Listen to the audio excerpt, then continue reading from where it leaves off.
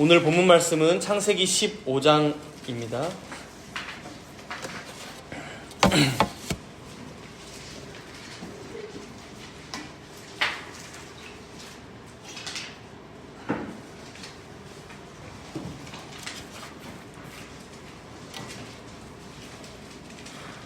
본문은 창세기 15장 말씀인데 제가 봉독은 1절부터 7절까지만 봉독하도록 하겠습니다. 이후에 여호와의 말씀이 환상 중에 아브람에게 임하여 이르시되 아브람아 두려워하지 말라. 나는 내 방패요 너의 지극히 큰 상급이니라. 아브람이 이르되 주 여호와여 무엇을 내게 주시려 하나이까. 나는 자식이 없사오니 나의 상속자는 이 다메섹 사람 엘리에셀이니이다. 아브람이 또 이르되 주께서 내게 씨를 주지 아니하셨으니 내 집에서 길린 자가 내 상속자가 될 것이니이다. 여호와의 말씀이 그에게 임하여 이르시되 그 사람이 내 상속자가 아니라 내 몸에서 날 자가 내 상속자가 되리라 하시고 그를 이끌고 밖으로 나가 이르시되 하늘을 우러러 무뼈를 셀 수 있나 보라. 또 그에게 이르시되 내 자손이 이와 같으리라. 아브람이 여호와를 믿으니 여호와께서 이를 그의 의로 여기시고 또 그에게 이르시되 나는 이 땅을 내게 주어 소유를 삼게 하려고 너를 갈대아인의 우르에서 이끌어낸 여호와니라. 아멘.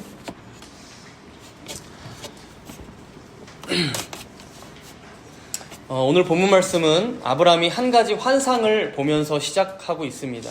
본문 1절을 한번 보시면 이후에 여호와의 말씀이 환상 중에 아브람에게 임하여 이르시되 아브람아 두려워하지 말라. 나는 내 방패요 너의 지극히 큰 상급이니라. 하나님께서 환상 중에 임하셔서 아브람에게 말씀하시기를 총 3가지로 말씀하고 계시죠. 두려워하지 말아라. 나는 내 방패요 너의 지극히 큰 상급이니라. 우리가 처음에 이 말씀을 바로 읽으면 언뜻 내용이 잘 파악되지가 않습니다. 갑자기 환상 중에 나타나셔서 왜 이런 말씀을 하시지 싶죠. 그래서 우리가 지난주 말씀, 특히 앞에 문맥과 연결해서 생각을 해봐야 하는데요. 앞에 14장 말씀이 어떤 내용이었습니까? 앞에 잠깐 14장의 말씀을 눈으로 한번 보시면 국제적인 전쟁이 벌어졌습니다. 그렇죠? 그래서 이 전쟁에 아브람의 조카 롯까지 휘말려서 전쟁 포로로 끌려가는 일이 발생하죠. 이때 아브람이 몇 명의 군사를 일으켜서 따라갑니까? 318명. 자신의 집 안에서 기르고 훈련한 자 318명을 데리고 가서 이제 구출 작전을 펼친 거죠. 물론 그들의 소유도 좀 끌고 왔다고 하지만 오늘 본문 말씀은 바로 그 직후에 하나님께서 아브람에게 하시는 말씀입니다. 그래서 1절에 어떻게 시작하고 있습니까? 이후에 라고 시작하죠. 그러니까 14장의 국제적인 전쟁이 마친 이후에 라고 말씀하는 거죠. 이제 이런 맥락에서 보자면 현재 아브람의 마음이 어땠을까요? 굉장히 두려워하고 있었던 것이죠. 뭔가 마음에 불안감이 있었다는 것이죠. 우리가 지난주에도 봤지만 이 전쟁을 이기게 하신 것도 하나님이시고 조카 롯을 구원케 하신 것도 하나님이시지만 사실 자신이 데리고 있는 병력은 초라합니다. 318명. 사실 저기 메소포타미아 지역을 다스리고 있는 그돌라오멜 왕과 비교하자면 그 세력이 너무나 작죠. 그래서 그 왕들을 완전히 전멸시킨 게 아니기 때문에 지금 전쟁에 그런 말씀이 없죠. 만약에 이전에 그돌라오멜이 소돔과 고모라를 치러 내 나라의 연합군을 데리고 소돔과 고모라를 쳐들어온 것처럼 이제 만약에 자신에게도 다시 보복하기 위해서 쳐들어온다면 이번에는 자신과 그 다음에 자신의 아내 사레와 자신이 가지고 있는 모든 소유들까지 끌고 가지 말라는 법이 없다는 것이죠. 그러니 그 아브람의 마음이 얼마나 불안했겠습니까? 주변의 다른 나라들은 전혀 힘이 되어주지 못한다는 것도 이미 경험했고 결국 자기가 싸워서 이겨야 하는데 그거는 한 번의 어떤 기적과 같은 일이었고 그러니 이런 고민 중에 두려워하며 불안에 떨고 있었던 것이죠. 바로 그러한 때에 하나님께서 아브라함에게 환상 가운데 나타나셔서 두려워하지 말아라. 나는 내 방패요 너의 지극히 큰 상급이니라 라고 말씀하신 거죠. 그럼 여기서 이제 두려워하지 말라라는 말씀은 이제 바로 이해가 되는데 이 뒤에 이어오고 있는 2가지 방패요. 그렇죠? 나는 내 방패요 너의 지극히 큰 상급이니라. 이 두 가지는 좀 부연 설명이 좀 더 필요할 것 같아요. 먼저 이 방패라는 말은 군사적 용어죠. 방어 무기죠. 그렇죠? 그래서 아무리 강한 군대가 쳐들어오더라도 하나님께서 막아주실 거야 라는 의미가 있습니다. 근데 여기서 한 가지 더 살펴볼 것은 이 방패라는 단어가 히브리어로 마겐이라는 단어입니다. 마겐. 그런데 이 앞에 14장 20절에 한번 보시면 20절에 보시면 살렘왕 멜기세덱이 이제 아브라함에게 이런 말을 해요. 너희 대적을 내 손에 붙이신 지극히 높으신 하나님을 찬송할지로다. 여기서 내 손에 붙이신이란 단어가 이제 미겐이라는 히브리어 단어입니다. 그래서 본문 1절에 나오는 방패 마겐과 그 다음에 바로 앞에 나왔던 20절에 나오는 내 손에 붙이신 미겐, 이 마겐과 미겐이 발음이 비슷하죠. 언어 유희를 사용하고 있는 거예요, 저자가. 결국 이 방패라는 의미에 무엇을 덧붙여서 설명하는 거예요?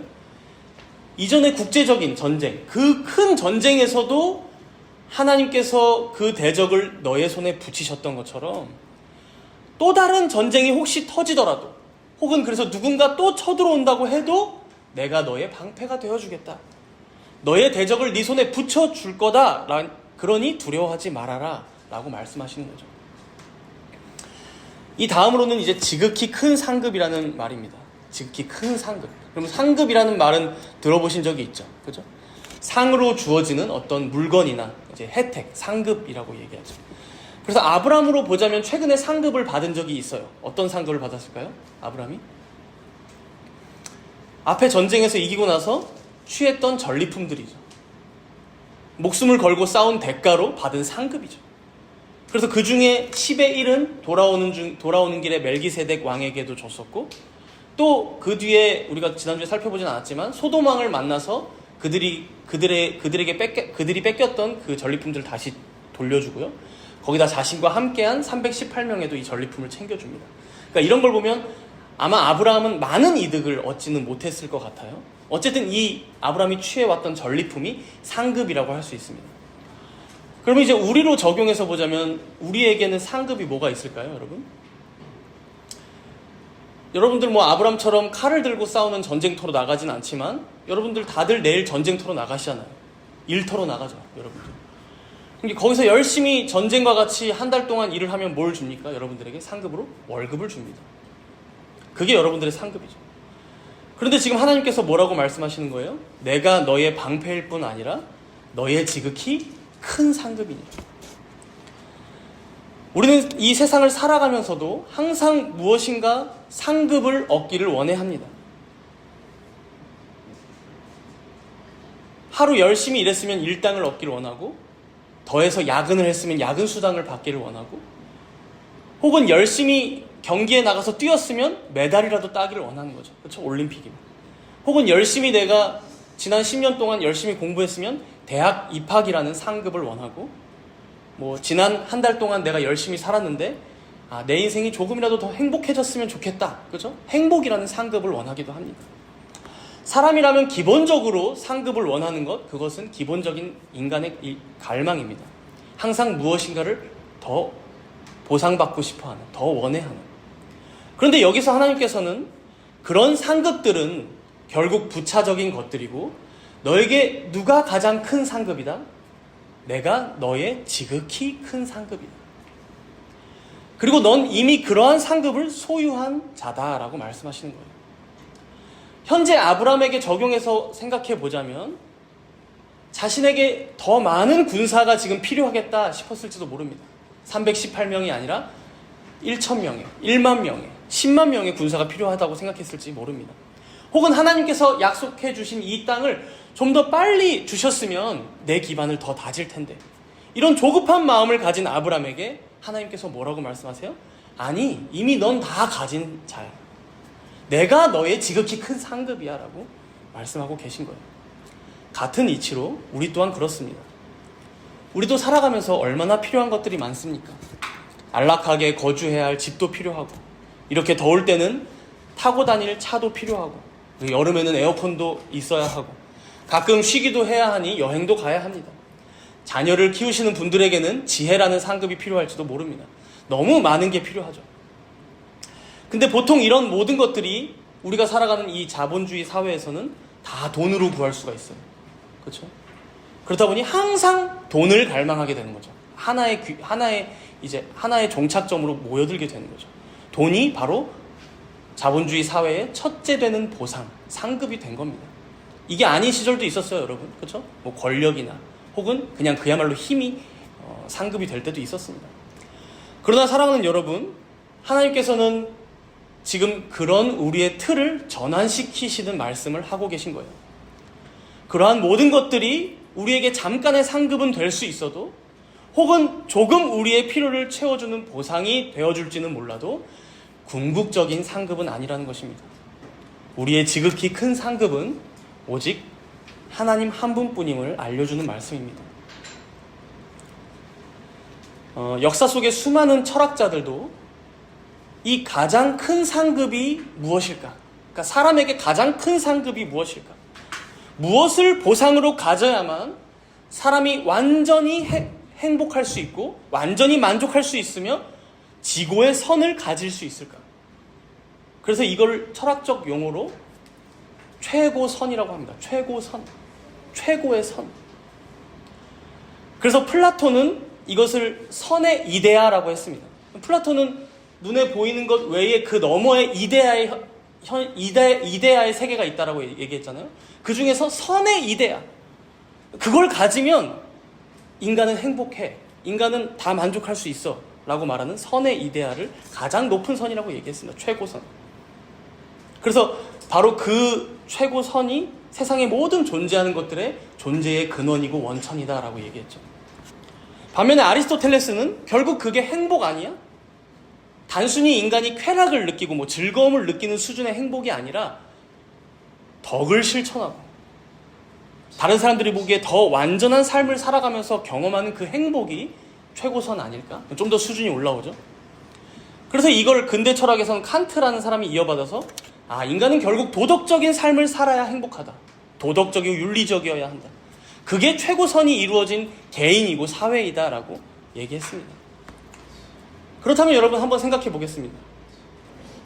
보통 우리들의 사회는 이 정도의 최고선의 개념을 가지고 살아갑니다. 이기적인 것은 나빠. 몰상식한 것은 좋지 않아. 도덕적이고 윤리적이고 서로 간에 사랑과 희생이 있고 그래야 행복하고 최고선이 구현되는 사회이지. 그죠? 그러나 여러분, 보통 이런 개념을 가지고 있으면서도 왜 이렇게 세상은 여전히 불합리한 게 많고 여전히 불행한 사람들이 더 많고 갈수록 격차는 커지고 양극화 현상에 분열에 분쟁에 전쟁이 끊이지 않는 걸까요? 문제는 이 선하다 혹은 도덕적이다 윤리적이다 라고 생각하는 기준이 다 각자 달라요. 다 다릅니다. 그 모양이. 그럼 어떻게 됩니까? 민주주의가 선한 제도야. 그죠? 행복을 구가할 수 있는 제도야. 아니야. 모두가 평등하게 살아가는 공산주의가 최고의 제도야. 아니야. 사유재산은 인정해 주되 열심히 일해야 되니까 복지를 잘 해주는 사회주의가 가장 선한 제도야. 제가 방금 제시한 대부분의 제도가 현재 지구상의 많은 나라들에 존재하는 제도들입니다. 그럼 이 나라들 중에 어떤 나라가 가장 행복합니까, 여러분? 어떤 제도가 인류의 해답이 된다고 말할 수 있을까요?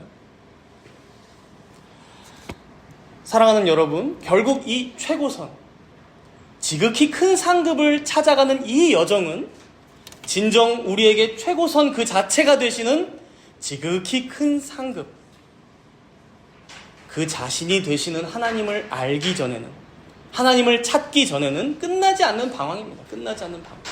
이리로 가서 만족해볼까? 저리로 가서 안식을 찾아볼까? 행복을 찾아볼까? 그런 의미에서 오늘 하나님께서는 아브라함에게 다른 그 누군가가 아닌, 다른 그 무엇도 아닌 오직 하나님 자신만이 너에게 지극히 큰 상급이 되신다라는 만고의 진리를 선포하고 계신 것입니다. 최고선이신 그분을 소유하지 않고서는 인류는 계속해서 헛되고 헛되며 헛되고 헛되니 모든 것이 헛되도다. 해 아래서 수고하는 모든 수고가 사람에게 무엇이 유익한가? 이 절망의 고리에서 헤어나올 수가 없다는 것입니다. 여러분 가끔 그런 생각 하지 않으시나요? 세상을 봐도 소망이 없어. 그죠? 근데 교회를 봐도 절망만 돼. 야, 이럴 때 정말 하나님께서 살아계심을 우리가 믿지 않는다면 정말 아무런 소망도 남지 않겠구나. 그렇죠? 회의 가운데 빠져서 절망만 하다 죽겠구나. 그렇죠?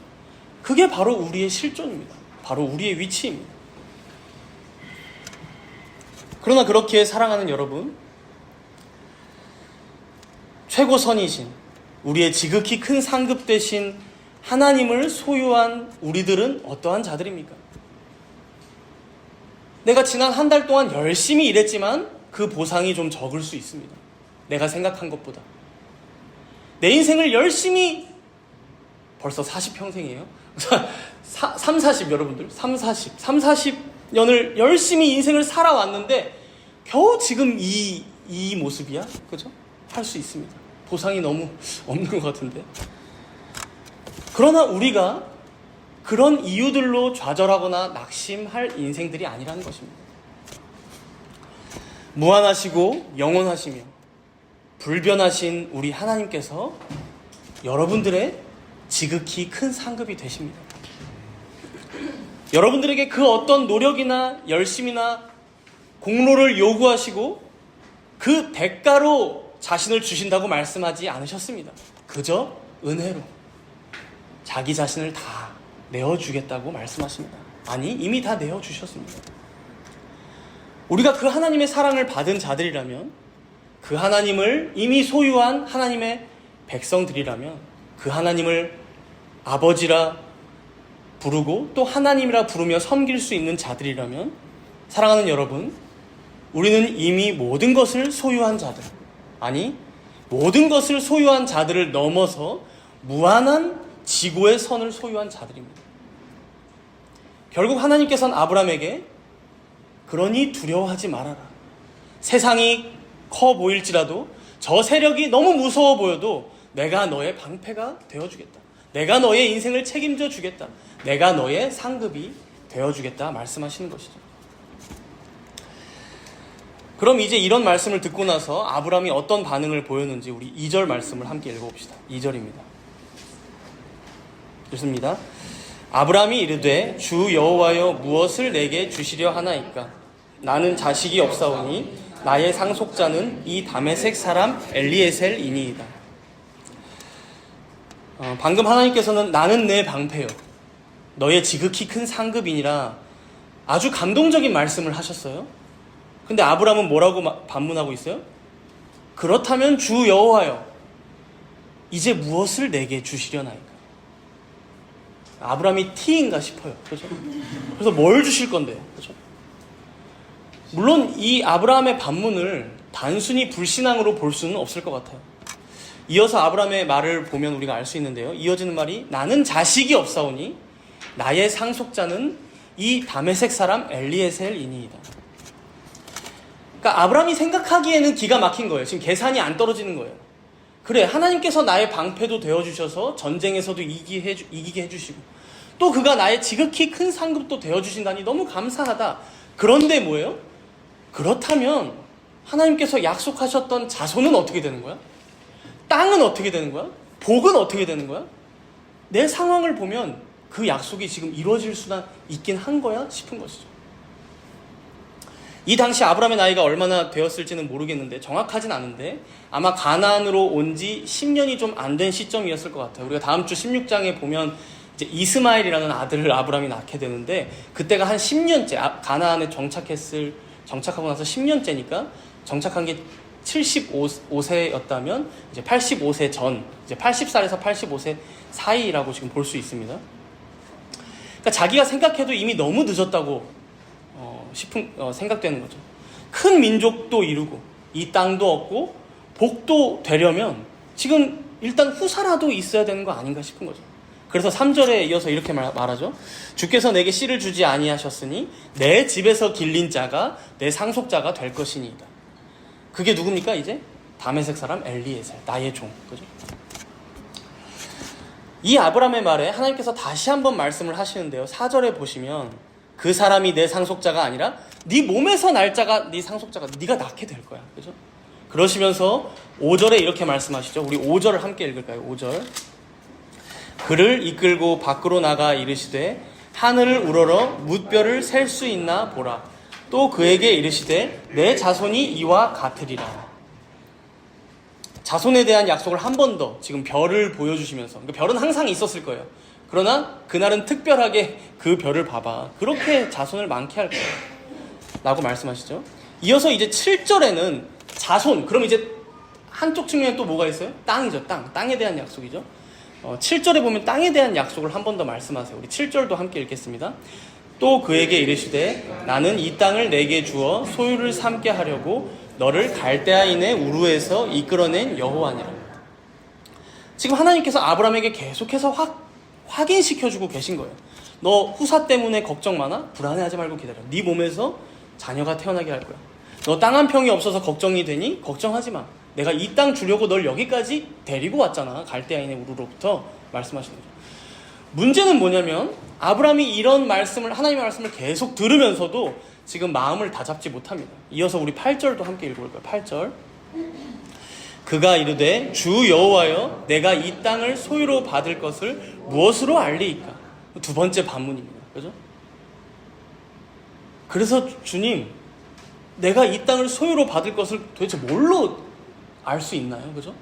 지금 조금이라도 내 땅에 있어야 할 거 아니에요? 이거죠. 그죠? 아브라함의 이런 모습을 보면요.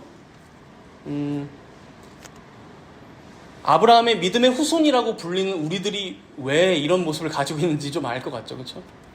어떻습니까? 하나님께서는 끊임없이 자신의 말씀으로 설득하시고 확인시켜 주시는데 아브라함은 알겠어요. 하나님 말씀 내가 믿긴 하는데 그래도 최소한 뭘 좀 보여주셔야 될 거 아니에요. 그렇죠? 뭘 좀 조금씩이라도 주시면서 그 다음 얘기를 하셔야 내가 따라갈 수 있잖아요. 그죠? 제가 납득을 할 수 있잖아요. 라고 말하는 거예요. 우리가 인생을 살아가면서 어떻습니까? 매주 하나님의 말씀을 듣고 혹은 성경을 읽고 혹은 때로는 좋은 신앙 서적도 읽습니다. 좋은 말씀도 많고 내 삶에 적용도 되기도 해서 감사하기도 합니다. 근데 항상 우리 안에는 무엇이 있습니까? 하나님의 말씀을 어느 정도는 믿으면서도 또 한편으로는 계속해서 의심이 되는 마음이 있죠. 약속과 우리의 현실 사이의 갭이 너무 커서 그래서 때로는 잘 믿지 못하고 불신앙도 하고 하나님께 무엇인가를 더 보여달라고 더 달라고 요구하기도 하는 것이죠. 하나님만이 지극히 큰 상급 되시는 건 내가 알겠어요. 당연히 그걸 믿습니다. 근데 그러면 모든 생명과 힘의 원천이 되시는 하나님이 나의 하나님이시라면 적어도 우리가 먹고 사는 데 있어 좀 풍족하긴 해야 되잖아요. 그죠? 적어도 내 앞에 있는 이런 문제는 좀 해결해 주셔야 되잖아요. 적어도 내가 육체의 가시처럼 달고 있는 이 질병은 좀 낫게 해주셔야 되잖아요. 그죠? 그래야 우리가 그 다음으로 하나님을 더 잘 믿고 나아갈 수 있을 거 아니에요. 그죠?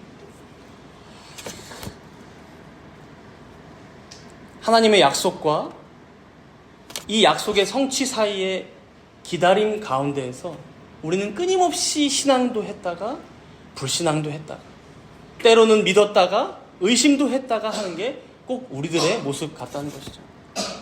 오늘 아브라함이 그랬습니다. 자기 자신을 보면 하나님의 약속을 믿기가 힘들고 하나님을 신뢰하기가 너무 힘들었거든요. 그런데 여러분, 이런 믿음과 의심, 이런 신앙과 불신앙 사이에서 헤매는 아브라함의 모습이 그려지는 이러한 중에 오늘 본문의 6절의 말씀이 나오고 있는 거예요. 우리 함께 6절을 읽어볼까요? 6절 말씀입니다. 아브라함이 여호와를 믿으니 여호와께서 이를 그의 의로 여기시고. 여러분, 이 구절은 이신칭의, 즉 우리의 행위가 아닌 오직 믿음으로 의롭다 칭함받는다는 교리의 근원이 되는 말씀입니다. 이신칭의 교리. 행위가 아닌 오직 믿음으로 의롭다 칭함받는다는 교리. 그런데 보세요.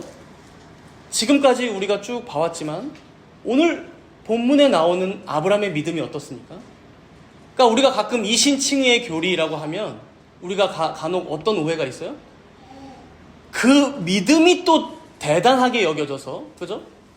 내가 대단한 믿음을 갖고 있지, 대단한 믿음을 가져야만 하나님 앞에서 의롭다 칭함을 받을 것 같은데, 근데 나의 믿음은 너무 연약해, 그죠? 그런 생각이 들죠. 그러나 오늘 본문의 아브라함의 믿음이 어때요? 너무도 적나라하게 하나님을 믿으면서도 끊임없이 그 안에서는 어떤 의심이 싹트고 있는 모습을 보여줍니다. 자신의 방패 되시는, 자신의 지극히 큰 상급 되시는 하나님을 신뢰하지만 차마 자신의 상황과 여건이 너무 어려운 중에 있기에 온전히 믿지는 못하고 있는 아브라함의 불완전한 믿음을 보여줍니다. 그렇다면 우리가 여기서 알 수 있는 것은 무엇입니까? 사랑하는 여러분, 하나님께서는 우리의 그런 믿음을 보시고 우리를 의롭다 여겨주신다는 거예요. 그렇기 때문에 우리가 그 믿음조차도 우리의 탁월함이나 공로로 삼을 수 없다는 것이죠. 그 믿음조차도 참 불완전할 때가 많고 불안할 때가 많기 때문입니다. 다만 하나님께서 우리의 믿음을 구원의 통로로 삼아 주셨기 때문에, 그리스도의 의를 전가시켜 주시는 통로로 삼아 주셨기 때문에 우리가 죄로부터 구원받고 의롭다 여김 받는 것이지, 여러분들의 믿음이 뭔가 대단해서, 여러분들의 믿음이 남들보다 훨씬 더 확고해서, 혹은 여러분들에게 열정이 넘치고 남들이 가지지 않는 어떤 열심과 노력이 더 많아서가 아니라는 거예요. 그런 믿음이기 때문에가 아니라는 거예요. 그래서 가끔 보면 우리가 경계하게 되는 믿음의 형태가 무엇입니까? 무엇을 믿는지 본인도 모르면서 그저 맹목적으로만 열심히 믿는다고 말씀하시는 분들이 계셔요. 교회를 다니시면서. 그래서 막 열정이 넘쳐서 저는 어떤 시험이 다가와도 다 받아쳐냅니다. 저는 어떤 고난이 와도 다 넘어갈 수 있습니다. 어떤 장애물이 와도 저는 끄떡 없습니다. 죄송하지만 사실 이게 제일 위험한 상태예요. 그렇죠? 왜냐면 우리가 다 경험해봤던 거잖아요. 남들이 봤을 때 엄청 저 청년 진짜 믿음이 대단하다. 대단해요. 그죠? 대단하죠. 그러니까 여러분, 인생이 평탄하지만 않아요. 그죠? 어떤 굴곡을 만났을 때 오히려 더 넘어지기가 쉬운 상태라는 것이죠. 내가 뭘 믿는지 모르고 막 믿는 그 상태. 오히려 우리의 믿음은요, 무엇이 정상적이냐면 바로 오늘 본문의 아브라함처럼 하는 신앙 생활이 오히려 더 정상적입니다. 끊임없이 의심하고 끊임없이 회의하고 상황을 보면서 불안해하기도 하고 때로는 낙심하기도 하고, 그럼에도 여러분, 하나님께서는 어떻게 하시는 거예요? 그런 우리의 연약한 믿음을 보시고도 그것을 의로 여겨주신다.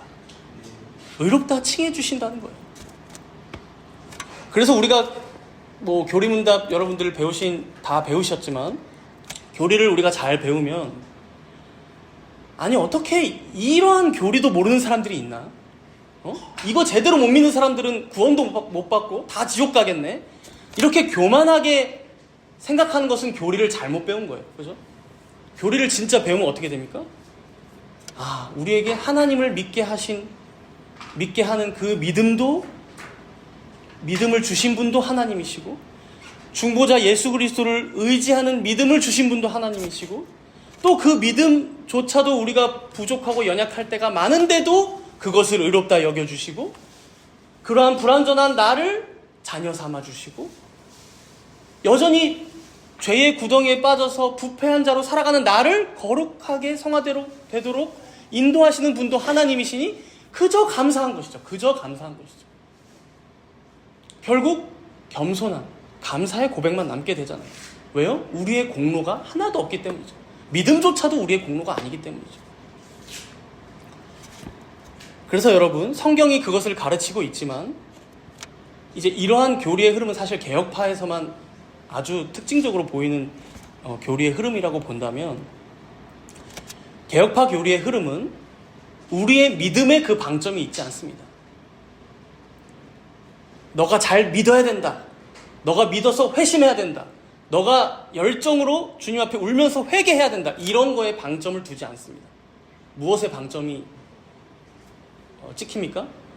하나님께서 작정하시고 그렇게 구원할 자를 여러분으로 예정하시고 이 구원을 위해 중보자께서 어떤 일을 행하셨는지, 또 그러한 구원의 효력을 성령 하나님을 통하여 어떻게 우리에게 적용시켜 주시는지, 그리고 그 안에서 우리에게 주어지는 복, 우리가 누리는 복은 무엇인지, 즉 삼위일체 하나님께서 다 행하시고 적용시켜 주시는 내용들을 가르치지, 우리 편에서 그 약속을 얼마나 대단하게 믿었는지, 얼마나 교리를 열심히 공부해서 많이 알고 있는지, 그래서 얼마나 그 믿음이 확고한지, 이것에 여러분 방점이 있지 않다는 것이죠.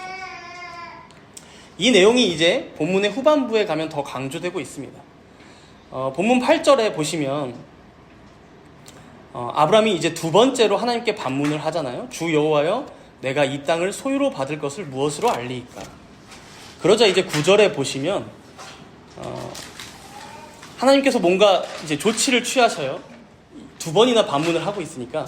그래서 3년 안소, 3년 암염소, 3년 수량, 그 다음에 산비둘기, 집비둘기, 새끼를 가져와라 라고 얘기해요. 이제 뭔가 의식을 치르려고 하는 것 같죠. 뭔가 제사를 드리게 하시려나? 그래서 이제 10절에 보면 아브라함이 이 제물들을 다 중간을 쪼갰다고 합니다. 사실 이제 말이 여러분 중간을 쪼개는 거지, 어떻습니까 여러분? 이 중간을 쪼갠다는 게 사실 되게 끔찍한 일이거든요. 그렇죠? 큰 3년 된 암염소면 되게 커요. 3년 된 염소면 되게 크고, 그렇죠? 근데 그거를 반으로 쪼갠다. 그럼 어떻겠어요? 지금 반으로 쪼개진 상태에서 피가 밑으로 흐르고 낭자해졌을 거예요. 그렇죠? 근데 이제 그걸 말씀해 보니까 10절 그 뒷부분이죠. 그 쪼갠 것을 마주 대하여 놓고, 이제 새, 집비둘기 이런 새는 너무 작아서 안 쪼갠 것 같고요. 그러고 나서 이제 12절인데요. 우리 12절 함께 읽어볼까요? 12절. 해 질 때에 아브라함에게 깊은 잠이 임하고 큰 흑암과 두려움이 그에게 임하였더니. 다 쪼개기까지 그 일을 다 시켜놓으시고, 좀 의아하죠? 지금 아브라함을 뭔가 더 시켜서 주도해서 일을 하게 해야 될 것 같은데 어떻게 하고 계세요? 해질 때에 아브라함에게 깊은 잠이 임하고, 재우세요 아브라함. 깊은 잠에 들게 하셨는데 이후에는 큰 흑암과 두려움이 임했다고 하죠. 이제 여기서 아브라함은 잠에 들었기 때문에 인지했는지 인지하지 못했는지는 모르지만, 이제 이러한 큰 흑암이나 두려움의 임하는 현상은 하나님께서 임재하실 때 보여지는 현상이죠. 그래서 출애굽기 20장에도 보면 천둥이 치고 번개가 치거나 연기가 자욱하게 낀다거나 나팔 소리가 난다거나, 이제 이런 현상이 하나님의 임재의 현상입니다. 즉 지금 아브라함을 재우시고 하나님께서 임재하신 거예요. 그래서 그가 듣든 아니 듣든, 인지하고 있든 인지하지 못하든 사실 크게 상관을 하지 않으시고 13절부터 16절까지 말씀을 지금 다시 한번 약속을 말씀하고 계세요. 이게 재밌는 장면인데요. 우리 13절부터 16절까지 4절인데 우리 형제 자매 이렇게 번갈아서 마지막 절은 같이 읽도록 하겠습니다. 먼저 형제님들부터 13절 시작. 여호와께서 아브라함에게 이르시되 너는 반드시 알라. 내 자손이 이방에서 객이 되어 그들을 섬기겠고 그들은 400년 동안 내 자손을 괴롭히리니 내가 징벌할지며 그 후에 내 자손이 큰 재물을 이끌고나. 너는 장수하다가 평안히 조상에게로 돌아가 장사될 것이요. 다 같이 읽습니다. 내 자손은 4대 만에 이 땅으로 돌아오리니 이는 아모리 족속의 죄악이 아직 가득 차지 아니함이니라 하시더니. 여러분 23절에서 16절까지 말씀은 아주 구체적인 하나님의 약속이에요. 그래서 이 말씀을 처음 들었던 광야의 이스라엘 백성들을 생각해보면 굉장히 놀랬을 거예요. 지금 자기들 얘기거든요. 400년 동안 애굽 섬길 거야. 10가지 재앙으로 그들 징벌해서 너희들 출애굽하게 해줄 거야. 그 이후에 가나안 땅으로 돌아와서 가나안 족속들을 다시 너희들이 그들의 죄를 심판하게 될 거야 라고 지금 다 구체적으로 지금 아브라함에게 하신 약속을 이뤄가고 계신 거구나 알았을 거예요. 근데 가장 당황스러운 장면이 이제 17절에 나옵니다. 우리 17절도 함께 읽겠습니다. 해가 져서 어두울 때에 연기 나는 화로가 보이며 타는 횃불이 쪼갠 고기 사이로 지나더라. 여러분 어두워요. 연기가 나고 있어요. 아브라함은 잠들어 있어요. 근데 반으로 쪼갠 고기 사이로 지금 뭐가 지나고 있대요? 타는 횃불. 여러분 이거는 하나님을 상징하는 불입니다. 하나님을 상징하는 불. 그러니까 하나님께서 지금 이 고기 사이를 지나가고 있음을 의미합니다. 그럼 이게 여러분 어떤 장면일까요? 왜 이렇게 하나님께서 하고 계실까요? 여러분 고대 근동 당시에요. 두 나라의 왕이 만나서 이제 전쟁을 한 10년 동안 벌였어요.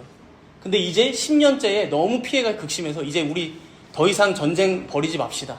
우리 서로 평화롭게 삽시다. 평화 조약을 맺는다고 쳐요. 그럼 그럴 때 여러분 어떻게 해야 되겠어요? 우리는 어떻게 해요? 우리는 세계 1, 2차 대전 마칠 때 어떻게 했어요, 여러분? 탁상에 딱 대통령들이 앉아서 수상들이 앉아서 서명했거든요. 종이에다가. 이런 계약서가 필요한 거죠. 혹은 작은 나라가 큰 나라한테 와서 제가 당신 나라를 10년 동안 앞으로 이렇게 세금을 내면서 섬기겠습니다. 계약서, 계약을 해야 되잖아요.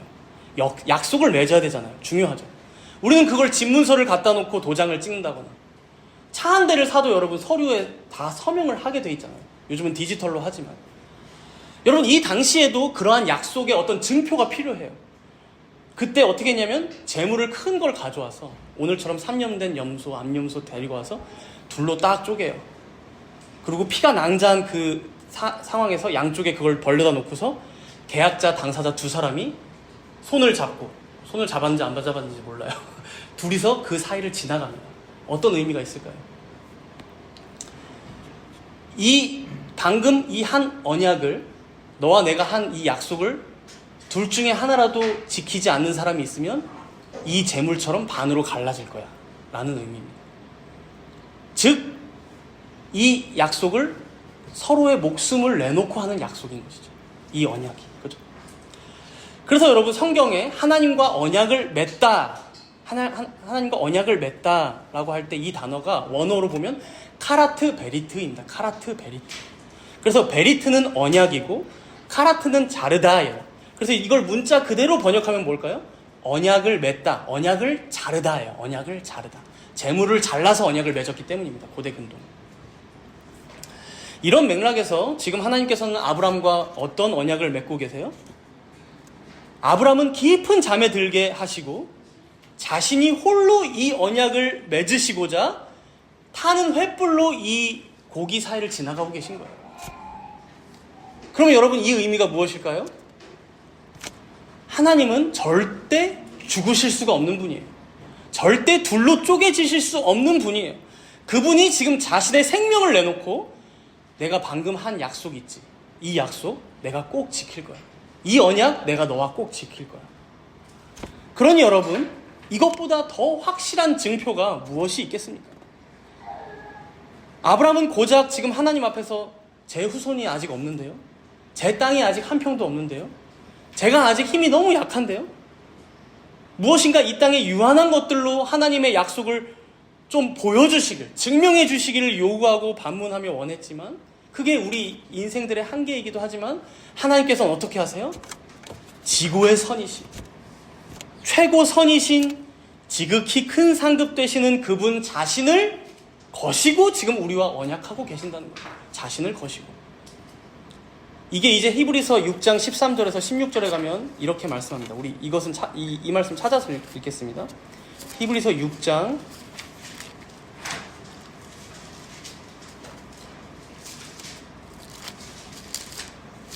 신약성경 357페이지입니다.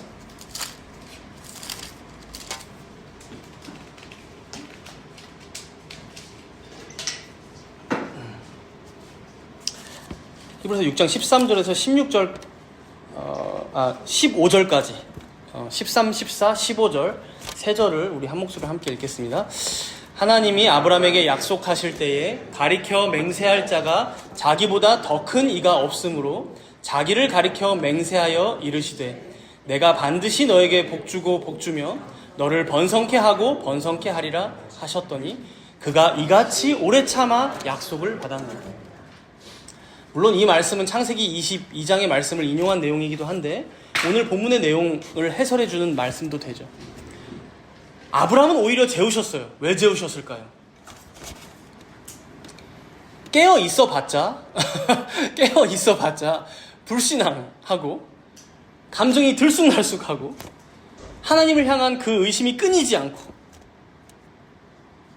또 아브라함 주변에 있는 전혀 이루어지지 않을 이뤄질 거라 믿을 수 없는 그런 상황들까지도 하나님께서는 흑암 가운데 잠재우셨다라는 의미예요. 그 모든 것을 잠재우시고 오직 하나님께서 홀로 이 언약을 지키실 것을 타는 횃불로 그 쪼개진 재물 사이를 지나는 모습을 통하여 보여주신 것이죠. 세상의 그 어떤 것도 최고선이신 하나님보다 더 상위의 가치에 있지 않기에 가장 큰 것, 즉 무한하시고 영원하시고 불변하신 하나님 자신을 가리켜 맹세하기를, 이 약속, 내가 나를 걸고 맹세한다. 내가 꼭 지킬 거야. 내가 택한 백성들 반드시 구원할 거야. 그러니 너희는 내 약속, 내 말씀을 그저 믿어라. 내가 너의 방패요 지극히 큰 상급이라 라고 말씀하신 것입니다. 이제 말씀을 마무리하겠습니다. 오늘 우리는 아브라함의 이야기를 통해 하나님께서 어떤 분이신지를 깊이 묵상해 보았습니다.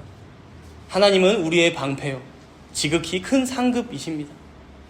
단순히 우리를 보호하시고 축복하신다는 의미를 넘어서 하나님 자신이 우리에게 무엇보다 가장 귀중한 선물이요 상급이 되신다고 말씀하십니다.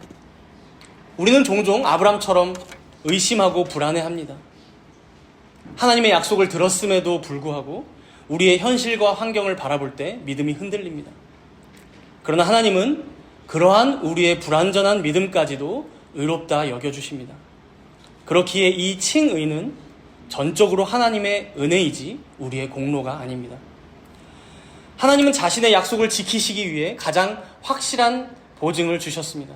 그것은 바로 자기 자신입니다.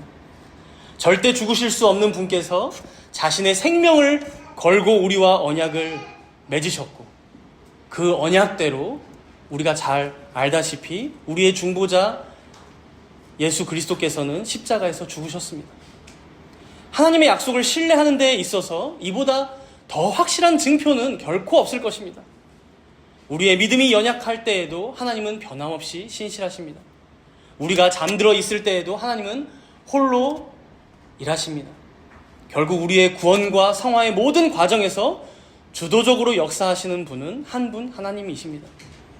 그리고 우리에게 요구되는 것은 단지 그 하나님을 믿고 신뢰하는 것뿐입니다. 그러므로 사랑하는 여러분, 우리의 시선을 세상의 불확실한 것들로부터 돌이켜서 하나님께로 고정합시다. 우리의 환경이나 감정에 휘둘리지 말고 하나님의 약속을 굳게 붙듭시다. 그분이 우리의 최고 선이며 지극히 큰 상급이 되심을 기억하며 살아갑시다. 마지막으로 이 놀라운 은혜에 감사함으로 살아가는 삶이 되시기를 바랍니다. 우리의 부족함에도 불구하고 우리를 사랑하시고 구원하시며 끝까지 지키시는 하나님께 감사와 찬양을 올려드립시다. 그리고 이 기쁜 소식을 주변 사람들과 나누며 하나님의 영광을 더욱 드러내며 살아가는 여러분들이 모두 되시기를 바랍니다. 함께 기도하도록 하겠습니다.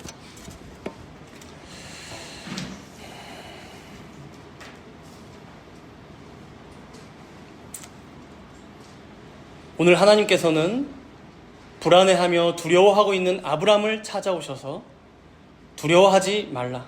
나는 내 방패요 너의 지극히 큰 상급이니라 말씀하셨습니다. 하나님께서 친히 우리의 방패 되시며 우리의 지극히 큰 상급 되어주시는데, 그럼에도 우리의 마음을 어렵게 만들고 또 두렵게 만드는 것들이 무엇인지 그것을 떠올리고 생각하며 기도하겠습니다. 하나님께서는 무려 자기 자신의 이름을 거시고, 아니 자신의 존재를 거시고 맹세하시기를 우리를 끝끝내 보호하시고 지키시며 구원하시겠다 약속하셨습니다. 이런 영원하고 불변한 약속 앞에서도 여전히 하나님을 신뢰하지 못하고 의심하며 불신앙하는 우리들의 모습을 회개함으로 주님 앞에 더욱 붙잡아 달라고 간구합시다.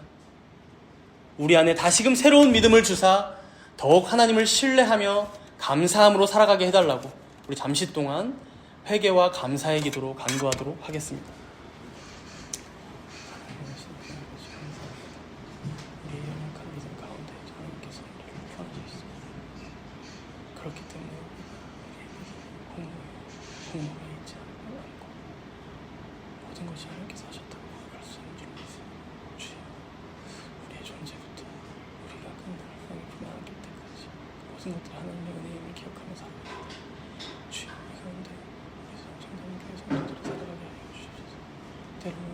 세상의 조건들과 상황들에 좌절되고 낙심될 때 있을지 모르죠.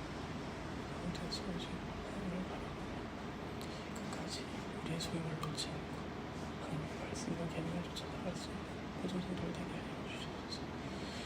우리에게 구원하시고 우리에게 주신 그 목적대로 살아가는 자들의 인생을 하여 주시옵소서.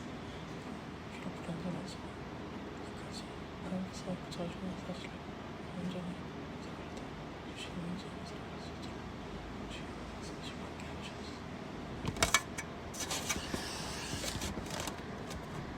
살아계신 하나님 아버지, 오늘 우리에게 아브라함의 이야기를 통해